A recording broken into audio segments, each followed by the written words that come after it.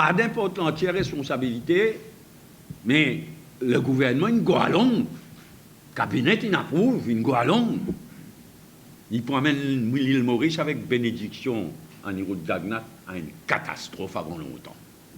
La catastrophe là, peut venir.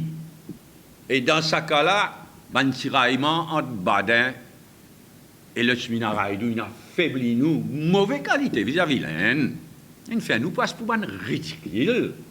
Baden dit quelque chose, le cheminat Raidou contredire, Baden signer, le cheminat dit, moi pas pour signer.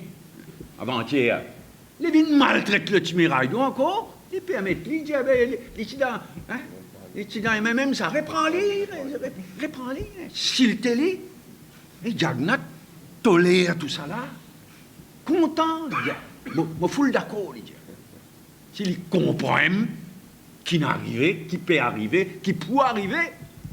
Alors donc, pour justifier tout ça, Baden, il met des choses en avant, en disant, pour justifier ce qui arrive. Premièrement, il vient dire à faux que nous pas tenir le choix.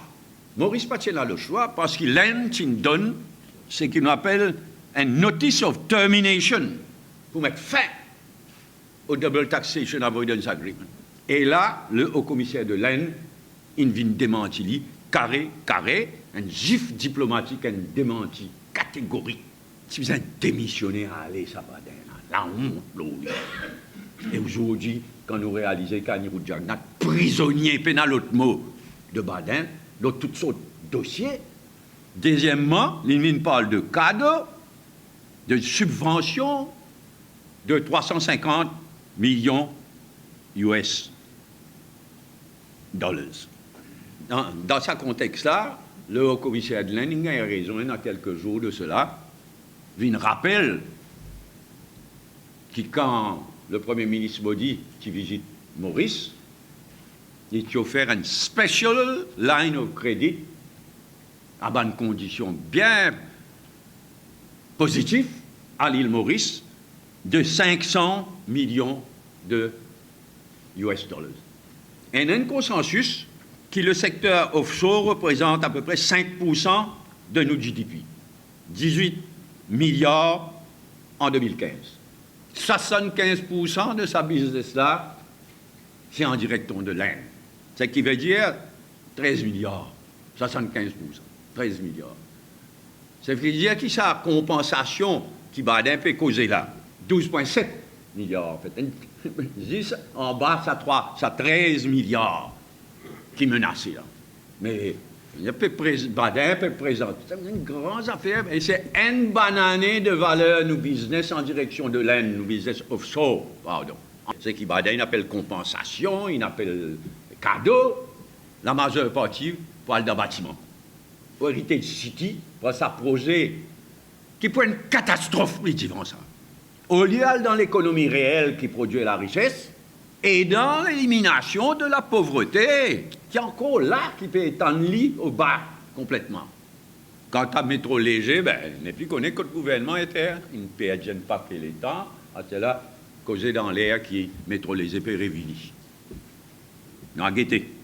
Et de mon diaphragme, moi étonné qu'il va un opérateur peut exprimer ce autant. Je ne peux pas dire tout ce qu'ils ont envie de dire, mais moi étonné parce qu'ils guettent les passés. Les autres pays, s'il y a aucun bébête comme un Baden qui contrôle FSI, il terrorise un opérateur. Parce que Bougla, il manipule FSI complètement. Et dangereusement, ils retournent lorsque Baden qui signé le 1er juillet à Delhi. C'est à cette occasion-là qu'il le coup mortel contre nous offshore secteur, nous secteur offshore, c'est à ce moment-là, à cette occasion-là, par la faute Baden, mais au nom du gouvernement, qui le coup mortel à nous offshore fin porté. Toutes ces affaires-là, c'est un vrai fiasco à la Baden. Et ce qui est terrible, quand Baden signe sa coup mortel là, le 1er juillet, moi, je reviens là tout à l'heure, c'est une bonne solution à portée de la main. Le 1er juillet, c'est qui Baden, avec Mandraz, mais Baden qui est à Delhi, signe un accord qui donne tout à l'Inde. surtout qui donne le pouvoir. Dorénavant, c'est l'Inde qui peut taxer capital gains tax, tel qu'il existait dans l'Inde, entre 15%, 30, 35%. Badin et Manraz give tout away, tout, surtout le capital gains. Mais encore, on demande masochiste. Vous trouvez dans le dernier paragraphe, signé qu'il est deux côtés pour faire une manière qui finalisait at the earliest. Et c'est ça le point clé. C'est le crime fin commis, le crime vis-à-vis de nous, secteur offshore, fin commis le 1er juillet. Et en bas d'un révélé, il reporte dans le Conseil des ministres, bien fier, Conseil des ministres approuvé.